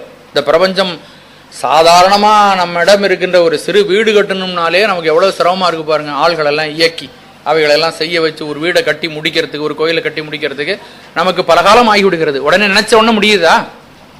ஆனா சிவபெருமான் இந்த மாயையே தன்னுடைய, அவன் மாயை அவனுக்கு பரிக்கிரக சக்தி என்று சொல்லப்படும், பின்னாடி நம்ம சொல்லுவோம். தன்னுடைய சங்கல்பத்தினால் அவன் எழுந்திருச்சு போய் வேலை செய்யறதில்லை. நம்மெல்லாம் எழுந்திருச்சு போய் வேலை செய்ய வேண்டியிருக்கு. சிவபெருமான் எழுந்திருச்சு போய் வேலையெல்லாம் செய்ய வேண்டியதில்லை. அவனுடைய சங்கல்ப மாத்திரம், சங்கல்பம் அவனிடமிருந்து தோன்றிவிட்டால் போதும் அது செயல்பட்டு போயிடும். அப்படிப்பட்ட முடிவில் ஆற்றல் உடைமை. நமக்கெல்லாம் இந்த பாட்டில தூக்கிட்டு ஒரு 2 மணி நேரம் அப்படியே நின்னா என்னால் நிற்க முடியாது. சின்ன பொருள் தானுங்க, 1 லிட்டர் தண்ணி இருக்கும். இதை தூக்கிட்டு ஒரு 2 மணி நேரம் நின்றுன்னா கைக்கு அடுத்து போய் கிலோ வச்சிருவோம். ஒரு மில்கி வேயை சுத்தி வர்றதுக்கு எவ்வளவு நாளாவது? 21.5 கோடி ஆண்டுகள். அப்ப அது எவ்வளவு பெருசு இருக்கும்? அதை தன்னுடைய வியாபகத்தில் அவன் தாங்கிட்டு இருக்கான்னா அவனுடைய ஆற்றலுக்கு நம்ம கணக்கு போட முடியுமா? அது போல ஒண்ணு இல்லையே, 1000 அண்டங்கள் அவனுடைய உடம்புல மிதக்கிட்டு இருக்க, எல்லாத்தையும் தாங்கி கொண்டு, அதோடு மட்டுமல்ல இந்த கணக்கற்ற 84 லட்சம் யோனி பேதம் உயிர் வகைகள் எல்லாத்தையும் அவனுடைய அண்ட வியாபகத்தில் தாங்கிட்டு இருக்கான். இன்னும் அவனால் படைக்கப்படாத மாயையினுடைய பகுதி இன்னும் இருக்கு. இவ்வளதையும் படைச்சதும் பிறகும் இன்னும் படைச்சு இந்த மாதிரி பொருள்களா வராம அந்த பொருள் நுண்பொருளாகவே மீதி வச்சிருக்கான். கொஞ்சோண்டு படைச்சிட்டு மீதி வச்சிருக்கான். இன்னும் மீதி இருக்கு, நிறைய இருக்கு. இவ்வளவு எல்லாமும் படைக்கப்பட்ட பொருள்கள், படைக்கப்படாத பொருள்கள், இந்த உயிர் வர்க்கம் எல்லாத்தையும் எதுல தாங்கிட்டு இருக்கான்? தன்னுடைய வியாபகத்தில் தாங்கி இருக்கான். ஒரு 2 குழந்தை, ஒரு யாராவது 3 குழந்தை பிறந்துடும். ஒரு குழந்தை டங்குன்னு உட்காரும் மடியில, அடுத்த குழந்தை வர்றதுக்குள்ள அப்படி கையால தள்ளி விட்டுருவாங்க தாயே, சொந்த தாயே. ஆனால் இவ்வளவு பெரிய அண்டங்கள் இங்க குதிச்சுக்கிட்டு இருக்கு, தகு தகு தகுன்னு குதிக்குது. வான் கெட்டு மாருதம் மாய்ந்து அடல் நீர் மண் கெடினும், பெரிய சுனாமி வருது, பெரிய புயல் வருது, மகாபிரளயம் வருது. இவ்வளவும் அவனுடைய வியாபகத்தில் நடக்குது. அவன் ஏதாவது அசைறானா? வான் கெட்டு மாருதம் மாய்ந்து அடல் நீர் மண் கெடினும் தான் கெட்டலின்றி சலிப்பறியா தன்மையன். இந்த பிரபஞ்சத்துல மாயையிலே அவன் படைத்த பொருள்களிலே எந்தவித கலக்கங்களும் நேர்ந்தாலும் அதனால் சிறிது கூட கலங்காதவன், அந்த அசைவே தன்னுடைய மேனில பிரதிபலிக்காத பேராற்றல் படைத்தவன் சிவபெருமான். முடிவில் ஆற்றல் உடைமை, அனந்த சக்தி. இதை என்ன விவரிக்கலாம்? நிறைய விவரிக்கலாம், ஒன்னொன்னையும் விவரிக்கலாம். நீங்க நிறைய படிச்சிருப்பீங்க, அதனால நிறைய விவரிச்சு மனசுல சிந்தனை பண்ணி பாருங்க. இப்படி கொண்டு போனாலே இந்த வகுப்பு ஒரு 40 வகுப்பு எடுத்துக்கும், இவ்வளவு சுருக்கமா சொன்னாலே. அடுத்தது வரம்பில் இன்பமுடைமை, வரம்பில்லாத இன்பமுடைமை. நம்முடைய இன்பத்துக்கெல்லாம் வரம்பு உண்டு. உண்ணுகின்ற பொருளையே, ருசியான பொருள்களையே ஓரளவுக்கு மேல நம்மளால சாப்பிட முடியாது. என்ன உண்டாகும்? தகட்டி போயிடும். ஆஹா, வெரி குட், நல்ல சரியான வார்த்தை. தகட்டி போயிடும், சலிச்சு போயிடும், வேண்டாம். நம்முடைய 5 புலன்களாலும் அனுபவிக்கக்கூடிய எந்த விஷயமா இருந்தாலும் அதுல சலிப்பு உண்டாய்விடும், கலைப்பு உண்டாய்விடும், தளர்ச்சி உண்டாய்விடும். அந்த தளர்ச்சியை தொடர்ந்து என்ன உண்டாயிடும்? முதிர்ச்சி உண்டாயிடும். அப்புறம் அனுபவிக்க முடியாத அளவுக்கு உடம்பு போயிடும். ஆனால் இறைவன் வரம்பில் இன்பமுடையவன், அவனுடைய பேராற்றல் உடையவன், பேரறி உடையவன். பேராற்றலும் பேரறிவும் உடையவனுக்கு அந்த ஆற்றலினாலும் அறிவினாலும் வரக்கூடிய அனைத்து வகை இன்பங்களும் நிரம்பியவன். அவன் இன்பப் பொருள். ஆனா இன்பப் பொருள் அவனுக்கு நமக்கும் உள்ள ஒரு பெரிய வித்தியாசம் பாருங்க. அவன் இன்பப் பொருள், ஆனால் இன்பத்தை அவன் அனுபவிக்க மாட்டான். அந்த இன்பத்தை யார் அனுபவிக்கிறது? நம்ம தான் அவனை டெஸ்ட் பண்ணி சாப்பிடுறோம். உயிர் வர்க்கத்துக்கு ஒரு பெரிய வசதி என்னன்னு கேட்டீங்கன்னா, அது பாசத்தையும் அனுபவிக்கும், பரம்பொருளையும் அனுபவிக்கும். அந்த மாதிரி ஆற்றலுக்கு உண்டு. அது ஒரு பெரிய தகுதி, அதுக்கு உயிருக்குள்ள ஒரு சிறப்பு அது. ஆகவே இப்படி எண் குணங்களை, அது வரம்பில் இன்ப உடைமை, அது திருப்தி, அதுக்கு வந்து சமஸ்கிருத சொல் திருப்தி. திருப்தி. இப்படி 8 குணங்களை உடையவனாக பரம்பொருள் இருக்கிறான். இந்த 8 குணங்களையும் நம்முடைய திருநாவுக்கர சுவாமிகள் ஒரு திருத்தாண்டகத்தில் சொல்லியிருக்காரு. அந்த பாட்டை நம்ம தெரிஞ்சுக்கலாமா? நீங்க மனப்பாடம் பண்ணிக்கிட்டு இந்த பாட்டை சாமிக்கு நேராக சொன்னீங்கன்னா, இப்படி 8 குணங்களும் நிரம்பிய பெருமானே, உன்னுடைய அளப்பெரிய விஸ்வரூபம் எங்க இருக்கு, நான் எங்க இருக்கேன், என்னுடைய தாழ்மை எவ்வாறு இருக்கிறது, பெரம்பொருளே உன்னுடைய கருணை எனக்கு காட்டுன்னு சொல்லி நம்ம அது மாதிரி நம்ம ஒரு பிரார்த்தனை பண்ணோம்னா, அந்த பிரார்த்தனைக்கு பெருமான் இறங்கி வந்து நமக்கு கருணை கூறுவான். அந்த திருத்தாண்டகம், திருக்கையிலை திருத்தாண்டகத்தில் 57வது 6வது திருமுறை 57வது திருப்பதிகம் 4வது பாடல், ஆட்சி உலகை உடையாய். அந்த பாட்டு பூரா சொல்லணுமா? ஒரு தடவை சொல்லிடுறேன். ஆட்சி உலகை உடையாய் போற்றி, அது தன்வயமுடைமை. எழுதுனீங்கன்னா நாழியாகும். எல்லா விதமான வழிபாடுகளும் நம்மிடம் இருக்கின்றன. ஒவ்வொரு சமயத்தில் பார்த்தா அருவ வழிபாடு மட்டும் இருக்கும், சில சமயத்தில் உருவ வழிபாடு இருக்கும். அருவுரு வழிபாடு பெரும்பாலும் நம்மகிட்ட தான் இருக்குது. அருவுரு வழிபாடுங்கிறது சைவத்தில் தான் இருக்குது, வேற எங்கேயும் கிடையாது. சதாசிவமூர்த்தி உள்ள இருக்கிறாரே, இது சதாசிவ மூர்த்தம் என்று சொல்லப்படுகிறது. சிவசக்தி ஐக்கிய சுரூபம். இதுல வந்து சிவபெருமான், பிரம்மா, சிவபெருமான், ருத்ரன், விஷ்ணு, பிரம்மா மூன்றும் சேர்ந்த உருவம், சக்தியும் சிவனும் சேர்ந்த உருவம். ஜோதி பிழம்பு தான் இங்கு ஒரு உருவமாக ஆக்கப்பட்டு சதாசிவ வடிவமாக இருக்கிறது. இது சகல விதமான உலகாயுத சௌகரியங்கள், ஆன்மீக சௌகரியங்கள் அனைத்தும் தரக்கூடியது. அதனாலதான் மூலமூர்த்தியா எல்லா திருக்கோயில்கள்லையும் சிவலிங்க ஸ்வரூபம் எழுந்துருளப்பட்டிருக்கிறது. இது வந்து நமக்கு வந்து அளவில்லாத ஐஸ்வர்யங்களை தரக்கூடிய மூர்த்தி. சதாசிவனே நின் பாதம் போற்றி போற்றி என்று திருஞான சம்பந்தர் சொல்லுகிறார் அவருடைய திருத்தாண்டகத்தில். அவன் உருவம் கடந்த நிலையில் இருக்கிறான். ஜோதியே, இந்த ஒரு பாட்டில் சொல்றார், இந்த 3 வடிவங்களையும் சொல்றார். இந்த பாட்டு திருவாசக பாட்டு, நம்பர் ஞாபகம் இல்லை எனக்கு. பாட்டினுடைய முதல் வரி வேணா எழுதிங்க. சோதியே சுடரே சூழொளி விளக்கே சுரிகுழல் பனைமுலை மடந்தை பாதியே பரணே பால்கொள் வெண்ணீற்றாய் பங்கயத்து அயனுமால் அறியா நீதியே செல்வ திருப்பெருந்துறையில் நிறைமலர் குருந்தம் மேவிய சீர் ஆதியே அடியேன் ஆதரித்து அழைத்தால் அதந்துவே என்று அருளாயி.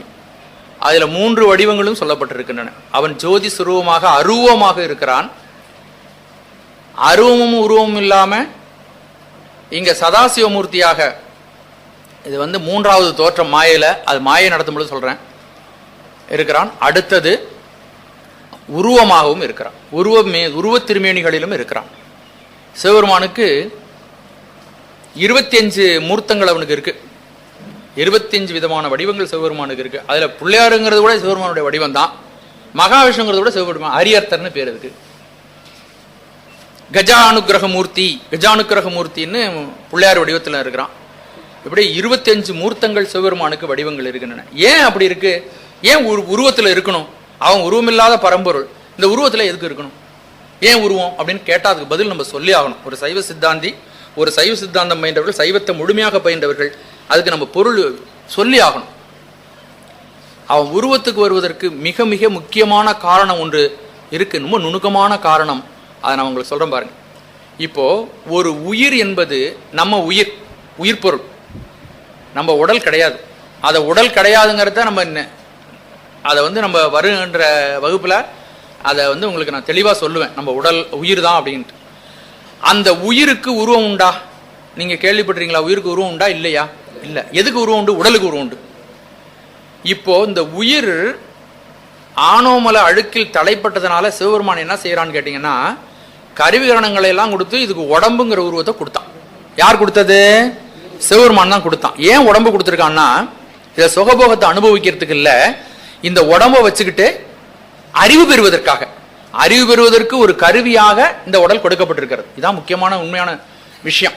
நம்ம நினைச்சிட்டு இருக்கோம் இது சுகபோகத்துக்காக கொடுக்கப்பட்டிருக்கிறது அப்படின்ட்டு நம்ம வாழ்க்கையை வீணாக்கிட்டு இருக்கோம். ஆனா சுகபோகத்திற்காக தரப்படல, சில காரியங்களை நிறைவேற்றுவதற்காக கருவியாக இது கொடுக்கப்பட்டிருக்கிறது.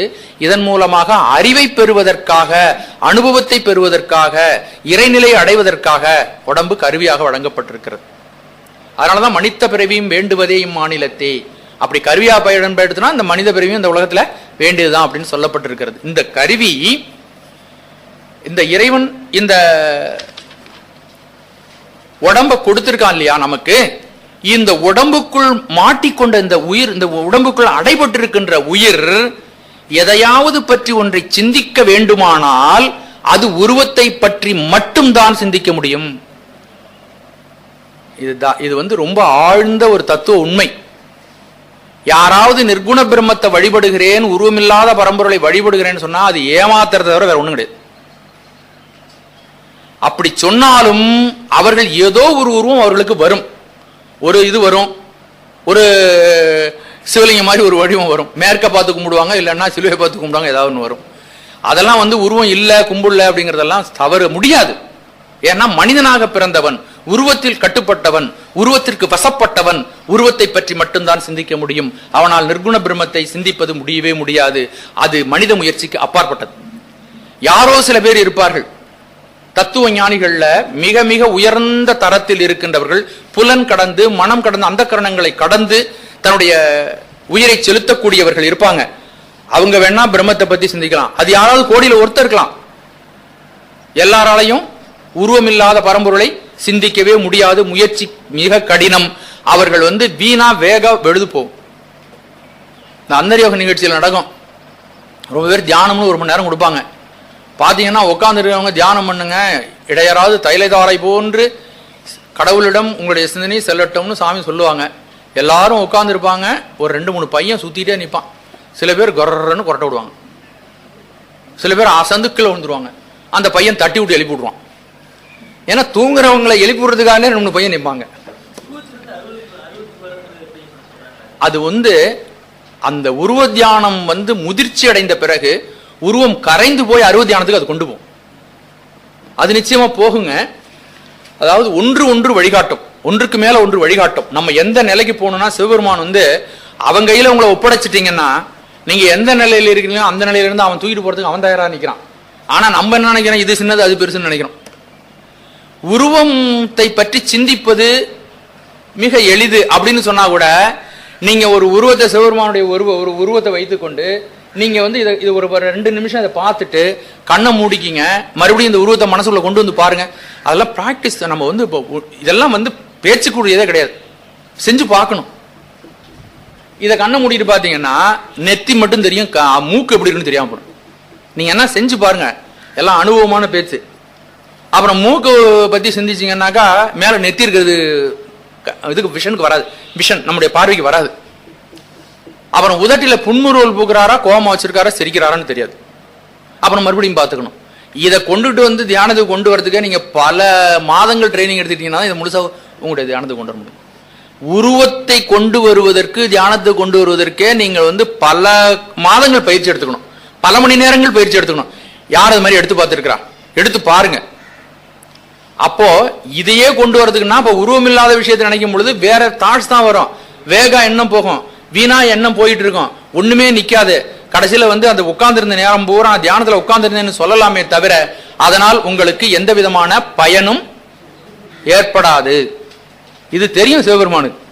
அதனாலதான் அவர் என்ன செஞ்சிருக்காருன்னு கேட்டீங்கன்னா, வழிபாட்டிற்கு தன்னை இந்த உயிர்கள் பற்றி பிடிக்க வேண்டும் என்பதற்காக, உயிர்கள் எந்த தரத்தில் இருக்கிறார்களோ அந்த தரத்திற்கு நம்மை அவர்கள் பற்றி பிடிக்க வேண்டும் என்பதற்காக அருவமாகவும் அருவுருவமாகவும் உருவமாகவும் வந்திருக்கிறான். நாம் உடலில் இருப்பதினால், உடலை பற்றி அதிகமாக உடலில் இருக்கின்றவர்கள் உருவத்தை அல்லாமல் மற்ற விஷயங்களை சிந்திக்க முடியாது என்பதற்காக அவன் உருவத்திற்கு அப்பாற்பட்ட பரம்பொருள் கீழே இறங்கி இந்த மண்ணுலகத்திற்கு தன்னுடைய அருளிய திருமேனியாக கொண்டு உருவம் எடுத்துக்கொண்டு இருக்கிறான். இதுதான் உண்மையான விஷயம். இல்லைன்னா அவன் உருவம் எடுக்கும் உருவம்னு கிடையாது, அவனுக்கும் உருவம் கிடையாது. இதை தெளிவா நம்ம உணர்ந்து கொள்ள வேண்டும். அவனுடைய திருமேனிகள் எல்லாம் அருளால் மேற்கொண்ட திருமேனிகள், நம்ம போல பௌதிக திருமேனிகள் கிடையாது. இது மலங்கள் நிறைந்தது, இந்த உடம்பு நாற்றம் மிகுந்தது, எல்லா விதமான இழிவுகளுக்கும் உட்பட்டது. அவனுடைய திருமேனி தன்னுடைய கருணையே உருட்டி திரட்டி அவன் திருமேனியாக வைத்திருக்கிறான். அருளே அவனுடைய திருமேனி. அது சாநித்தியம் நிறைந்தது. அருள் அருள் வைப்ரேஷன், அந்த அதிர்வுகள்னு சொல்றாங்க இல்லையா, அந்த அருள் அதிர்வுகள் நிரம்பி இருக்கின்ற திருமேனியை அவன் உள்ள வச்சிருக்கிறான். நீங்க போய் பார்க்கும் பொழுது அதிலிருந்து கிளம்பி வருகின்ற சாநித்தியம் உங்களெல்லாம் ஆகர்ஷணம் செய்கிறது, உங்களெல்லாம் அதிர்வு அடைய செய்கிறது. அருள் உணர்வுகளை உங்களுக்கு உண்டு பண்ணுங்க. அவன் திருமேனி 25 திருமேனி வச்சிருக்கானா, ஒவ்வொரு திருமேனியும் ஏன்னா குழந்தைக்கு பிசைஞ்சு கொடுத்த சாதம் ஒரு குழந்தைக்கு பிடிக்குது. அப்படியே சில பேருக்கு அந்த பிசையாம அந்த சாதம் முழிச்சுக்கிட்டு இருக்கிற மாதிரி ரசம் போட்டு சாப்பிடணும்னு ஒரு குழந்தை ஆசைப்படுது. எத்தனை குழந்தை எத்தனை விதமா ஆசைப்படுது. அதுபோல இந்த மண்ணுலகத்தில் உள்ள உயிர்கள் 25 வகையா நம்மளை தரிசிக்கட்டும். யாருக்கு என்ன வடிவம், அவன் விட்டுட்டு நம்மளை விட்டு போயிடக்கூடாது. அவனுடைய கருணை பாருங்க, நம்ம விட்டுட்டு அவன் அகலக்கூடாது என்பதற்காக உருவமில்லாத பரம்பொருள் 25 வடிவங்களை எடுத்துக்கொண்டு, உனக்கு இந்த மாதிரி வந்தா உனக்கு பிடிக்குமா, மண்டி போட்டு வந்தா பிடிக்குமா, நின்றுகிட்டு வந்தா பிடிக்குமா, உக்காந்துட்டு வந்தா பிடிக்குமா, நான் எப்படி இருந்தா உனக்கு பிடிக்கும், அப்படி நான் வர்றேன் அப்படின்னு அவன் வர்றான். அவனுடைய கருணை நீங்க நினைச்சு பாருங்க, அளப்பற்ற கருணை. அந்த கருணையின் காரணமாக சிவபெருமான் இத்தனை வித வடிவங்களில், அது 25 வடிவம் என்னன்னு நான் பின்னாடி உங்களுக்கு சொல்றேன். ஆகவே அளப்பற்ற கருணையின் காரணமாக இந்த உயிர்களுக்காக இறங்கி தன்னை பல்வேறு விதங்களில் அவன் வெளிப்படுத்திக் கொள்கிறான். நம்ம இருக்கிற இடம் ரொம்ப தாழ்ந்த இடத்தில் இருக்கிறோம். நாம் பாசத்திற்கு வசப்படுகின்ற உயிர்களாக இருக்கிறோம். எளிதிலே துன்பத்திற்கு வசப்படுகிறார்களாக நாம் இருக்கிறோம். இந்த துன்பத்தில் இருந்து மீட்டெடுத்து நமக்கு நிரந்தரமான இன்பத்தை இந்த உயிர்களுக்கு வழங்க வேண்டும். அது நம்ம மறுமையில் இருந்தாலும் சரி, இந்த உடலோட இருந்தாலும் சரி. மனித பிறவியும் வேண்டுவதேயும் மாநிலத்தேனா, நான் உயிரோட இருக்கும் பொழுதும் உன்னை பாதுகிட்டே இருக்கிற வசதி கிடைச்சதுன்னா நான் பலதர பிறக்கிறேன். பலதர பிறந்து இந்த மனித பிறவியும் வேண்டுவதே.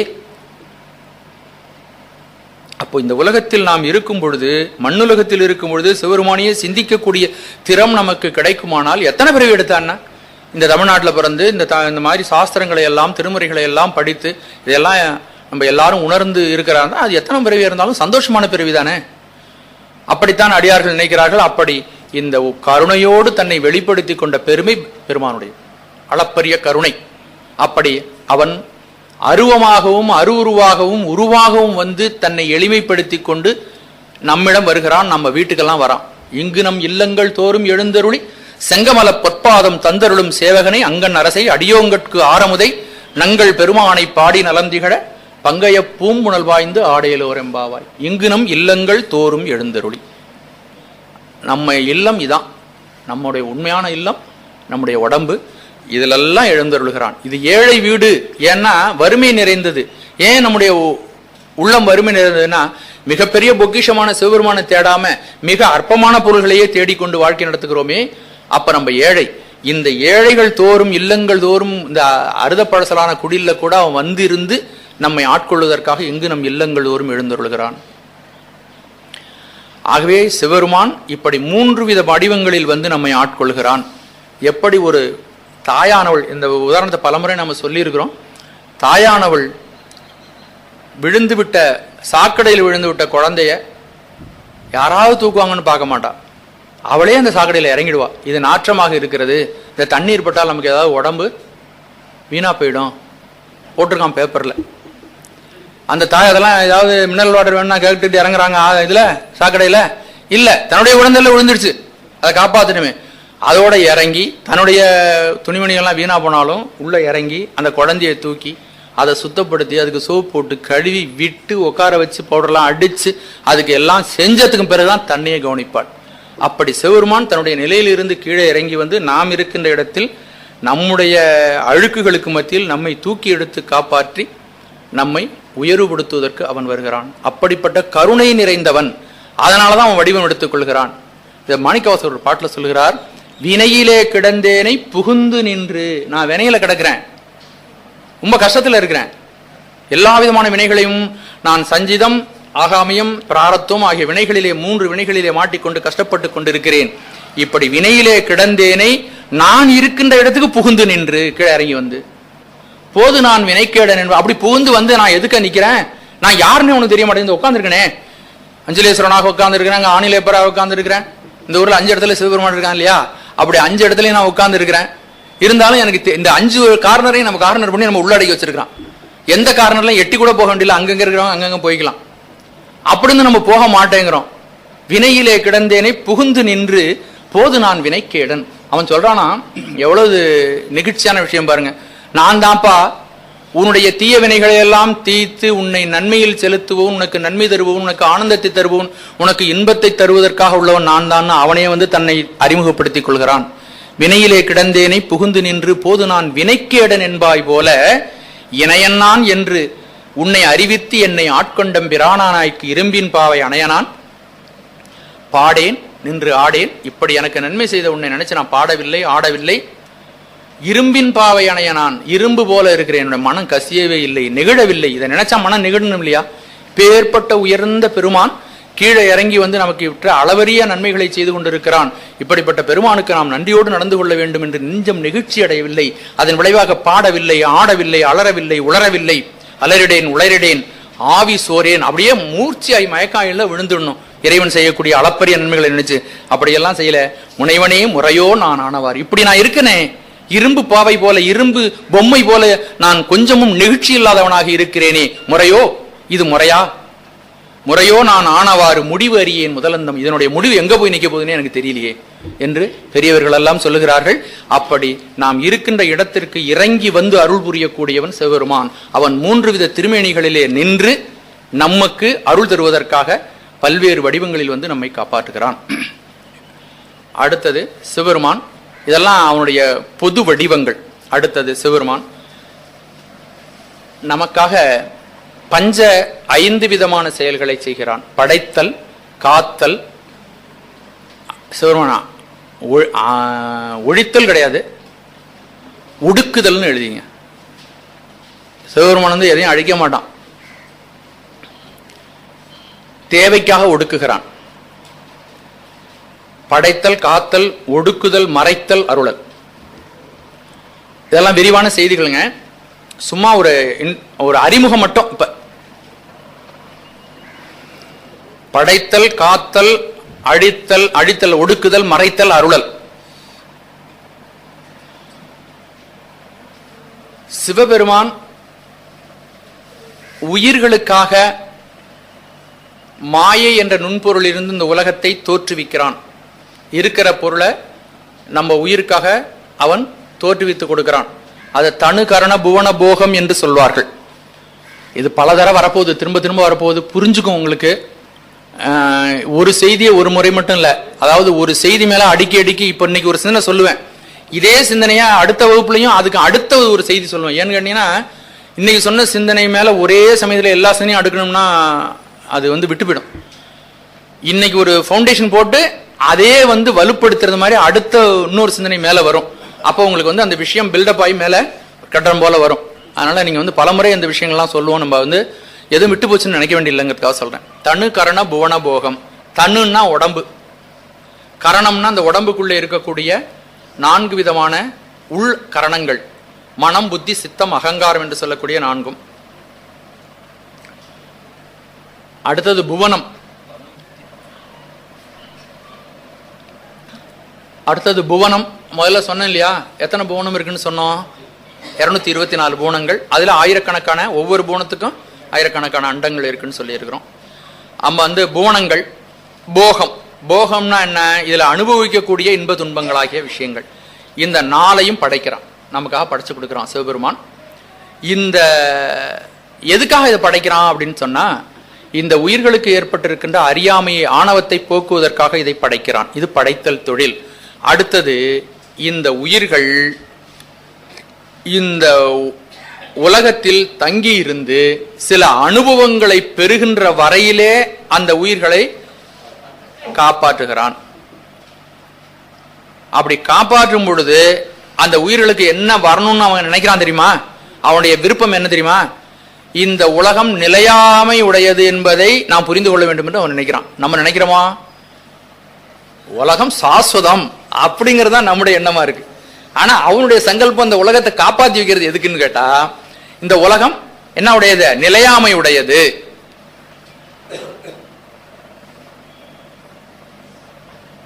அதாவது உலகத்திலே ஆச்சரியங்களில் மிகுந்த ஆச்சரியம் எது அப்படின்னு யட்சன் கேட்கிறான். அதுக்கு தர்மர் பதில் சொல்றார். யட்ச பிரச்சனத்துல பதில் சொல்றாரு அவரு, இந்த உலகத்துல எதுவும் மிக அதிசயம், ஆச்சரியமானது எது அப்படின்னு சொல்லி. ஒவ்வொருவரும் ஒவ்வொரு பொருளும், கண்ணுக்கு தெரிகின்ற ஒவ்வொரு பொருளும் தோன்றி மறைந்து கொண்டே இருக்கிறது. ஆனால் தான் ஒருவன் மட்டும் சாஸ்வதமாக இந்த உலகத்தில் இருக்க போகிறோம் என்று ஒவ்வொரு மனிதரும் நினைக்கிறான். இதுதான் இந்த உலகத்தில் ஆச்சரியம் அப்படின்னு சொல்ல அதுக்கு பதில். நம்ம எத்தனையோ இறப்புகள், மரணங்கள், அழிவுகள், நிகழ்வுகள்லாம் பார்க்குறோம். ஆனால் நமக்கு என்ன தோணுது? நம்ம இருப்போம் அப்படிதானே தோணுது. அதுதான் ஆச்சரியம் என்று சொல்கிறார்கள். ஆகவே இந்த உலகத்தில் வாழும் பொழுதே நாம் தெரிந்து கொள்ள வேண்டியது என்ன, கத்துக்கணும் அப்படின்னா, கத்துக்க வேண்டிய பாடம், இந்த உடலை ஓம்புவதற்கு நம்ம செய்யக்கூடிய செயல்கள் எல்லாம் செய்ய வேண்டாம்னு சொல்ல. ஏன்னா உடம்புன்னு ஒன்று கொடுத்துருக்கு, அதை தற்கொலை பண்ணி அழிச்சுக்கிறது இறைவனுடைய சங்கல்பத்துக்கு புறம்பானது.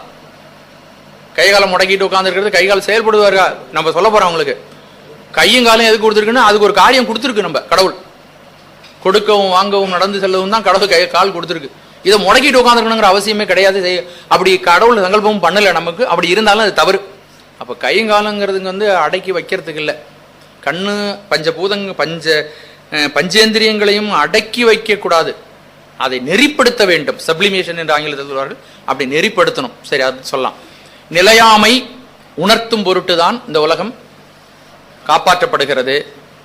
நிலையாமை உணர்த்த பற்றின்மை ஏற்பட வேண்டும் என்பதற்கு அந்த உலகத்தில் இருந்து பல்வேறு விஷயங்களை நம்ம அனுபவிக்கிறோம். அதில் ஒரு பற்றின்மைன்னு வர வேண்டியில ஒரு முதிர்ச்சி வர வேண்டும்.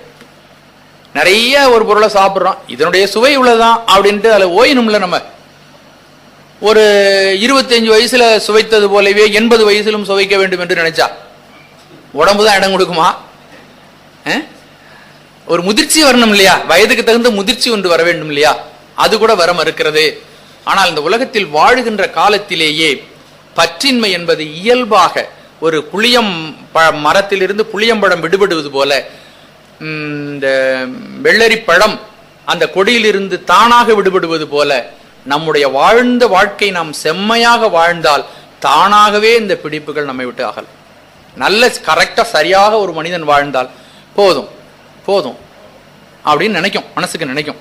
மீண்டும் மீண்டும் நம்ம அனுபவித்த சுகங்களே நம்ம அனுபவிக்கிறதுக்கு நம்ம தோணிமையானால் நமக்கு வளர்ச்சி போதவில்லை, இன்னும் வளர்ச்சி தேவைப்படுகிறது அப்படின்னு தான் அர்த்தம் அதுக்கு. சரி, அடுத்தது இந்த அழித்தல், ஒடுக்குதல்னால, ஒடுக்குதல் ஏன் ஒடுக்குறான்னு சொன்னா, இப்போ மனிதனுக்கு ஒரு உடல் கொடுத்தாச்சு, அந்த உடல்ல ஒரு 100 ஆண்டுகள்னு போட்டு நம்மளை அனுப்பிச்சாச்சு. இந்த 100 ஆண்டுகள்ல என்ன அறிவு வரணுமோ அது வந்திருக்கணும்ல. கடவுள் சங்கல்பத்துல என்ன எதிர்பார்க்கிறாங்க? நிலையாமை உணர்ந்தானா இவனுக்கு பற்றின்மை ஏற்பட்டிருக்கா அப்படின்னு பாக்குறான். அவனுக்கு என்னன்னா கூடுதல் ஆயிடுச்சு. ஒரு 90 வயசுல படுத்துதான் கிடக்குறான், பல்லு இல்ல, பகடாதீங்கன்னு ஆசையா இருக்குது. ஒரு ஒரு உதாரணத்தை சொல்றேன், அது போல இருக்கு. அப்போ உலகத்துல 90 வயசுக்கு வாழ்ந்ததனுடைய நிறைவாக இந்த உடல் வாழ்க்கையின் விளைவாக நமக்கு ஏற்பட வேண்டியது பற்றின்மை இல்லையா? பற்றின்மை ஏற்பட்டிருக்க வேண்டும். இந்த உலகம் நிலையானது, இது எப்பொழுதும் மாறிக்கொண்டே இருக்கக்கூடியது அப்படிங்கறது அவனுக்கு வந்திருக்கணும்ல. அந்த புத்தி ரெண்டும் வரலையா? உடம்பு வயது முதிர்ந்து போய்விட்டது. இந்த உடம்பை இவன் படுத்துக்கிட்டே அதையும் இதையும் பார்த்து ஆசைப்பட்டுக்கிட்டு இருக்கான். உடனே கடவுள் என்ன நினைக்கிறாரு? சரி, இவனுக்கு வர வேண்டிய முதிர்ச்சி வரல, ஆனா அதை அனுபவிக்க வேண்டிய உடம்பும் கந்தலா போயிட்டு, இவன் அனுபவிச்சாதான் இதுல இருந்து அவனுக்கு முதிர்ச்சி வராத விட்டால் மற்றொரு சந்தர்ப்பத்தை வழங்கி அந்த முதிர்ச்சியை இவன் தானாக அனுபவப்பட்டு அடையுமாறு செய்வோம் என்று அவனை ஒடுக்கிக் கொள்கிறான். ஏன் மரணம் வருது அப்படின்னு சொன்னா, நம்ம எந்த விஷயத்தை அடையணுமோ அதை இந்த உயிர் வாழ்க்கையில் அடையாததன் காரணமாக ஒரு பரீட்சை வச்சாச்சு, பாஸ் ஆகல, அப்புறம் அந்த வகுப்புல போடணும்ல, மறுபடியும் ஒரு பிறவி கொடுக்கப்படுகிறது. அதுக்காக தான் மறுபிறவி. அப்போ ஏன் அந்த பிறவியிலேயே வச்சு அந்த அனுபவத்தை தரலாமேன்னா, இந்த உடலுக்கு ஒரு வயது கணக்கிடப்பட்டிருக்கிறது இறைவன் அருளால. அவன் இந்த உடலுக்கு ஒரு வயது கொடுத்திருக்கிறான். அந்த வயது வந்ததுக்கு பிறகு இவைகளை எல்லாம் அனுபவிப்பதற்கு உரிய புலன்கள் இங்க நைந்து போய் விடுகின்றன. இவைகளெல்லாம் களைத்து சலித்து போய் அதெல்லாம் அனுபவிக்க முடியாத அளவுக்கு ஆயிடுது. காது கேட்கல, பல்லு சரியா செயல்படல, மூக்குக்கு வாசனை சரியா தெரியல, நாக்கும் சரியா இழுத்து பிரட்டி கடிக்க முடியல. என்ன செய்யறது? ஆகவே இவனுக்கு புது சட்டை தரலாம், புது உடம்பின் மூலமாக அவன் நினைத்ததை அனுபவித்து உணர்ந்து கொள்ளட்டும் என்று மற்றொரு சான்ஸ். இரண்டாவது, கந்தலான உடைய களைந்து புது உடை தரப்படுகிறது. மீண்டும் வர்றான், எத்தனை தர வந்தாலும் அவனுக்கு இந்த எப்பொழுது இந்த பற்றின்மையும் நிலையாமை, இந்த உலகம் நிலையாது என்ற ஒரு ஆழ்ந்த அனுபவம் ஏற்படுகிறதோ அதுவரை மீண்டும் மீண்டும் இந்த உடல் வாழ்க்கை தரப்படுகிறது. அதுவரையிலும் ஒடுக்கி ஒடுக்கி ஒடுக்கி மீண்டும் மீண்டும் உடல் வாழ்க்கை தரப்படுகிறது. ஆகவே ஒடுக்குதல் தொழில் அதனால் நடைபெறுகிறது. உடலினுடைய களைப்பு நீங்குவதற்காகவும், உடலிலே நம்ம அவன் என்ன கண்மமலப்பற்றும் நீங்க வேண்டும் என்பதற்காகவும், விருப்பு வெறுப்பின் அடிப்படையிலே நாம் செயல்படுகிறோம். விருப்பு வெறுப்பினுடைய அடிப்படையிலே மீண்டும் மீண்டும் நமக்கு பிறவிகள் வருகின்றன. ஆகவே விருப்பு வெறுப்பு இல்லாமல் செயல்பட வேண்டும் என்ற அனுபவ ஞானத்தையும் தருவதற்காக ஒடுக்குதல் நடைபெறுகிறது. அதற்கு அடுத்ததாக சிவபெருமான் செய்யக்கூடிய 4வது தொழில் மறைத்தல் தொழில். இந்த மறைத்தல் தொழிலை ஏன் செய்கிறான் என்று சொன்னால், ஆணவ மலத்தினுடைய வசப்பட்ட உயிர் அந்த ஆணவ மலத்திலிருந்து நீங்க வேண்டும் என்று சிவபெருமான் சங்கல்பம் செய்கிறான். ஆணவ மலம் நீங்குவதற்கு ஆணவ மல பற்று பழுக்க வேண்டும். ஆணவ மல பற்று முதிர்ச்சி அடையாமல் அவன்கிட்ட புடிங்கிட்டான்னா மறுபடியும் ஆணவ மலத்து மேல அவனுக்கு பற்று உண்டாகும். ஆகவே ஆணவ மல பற்று முதிர்ச்சி அடைந்து அதிலிருந்து விடுபடுவதற்காக தன்னை மறைத்து கொண்டு இந்த உலக வாழ்க்கையே காட்டுகிறான் சிவபெருமான். அப்படி உலக வாழ்க்கையை காட்டும் பொழுது இந்த உலகத்துல வாழ்ந்து சில அனுபவங்களை அவன் அடைந்து, இந்த இதெல்லாம் நிலையாமையுடைய உலகம், இந்த உலகத்தில் தேவையான அளவுக்கு மேல் பற்று வைக்கக்கூடாது என்ற உணர்வு வருகின்ற வரையிலே தன்னை மறைத்து உலகையே காட்டிக் கொண்டிருக்கிறான். அந்த அறிவு வந்தவுடனே இந்த மறைத்தல் தொழிலை நீக்கி அடுத்ததாக உள்ள அருளல் தொழிலை செய்கிறான்.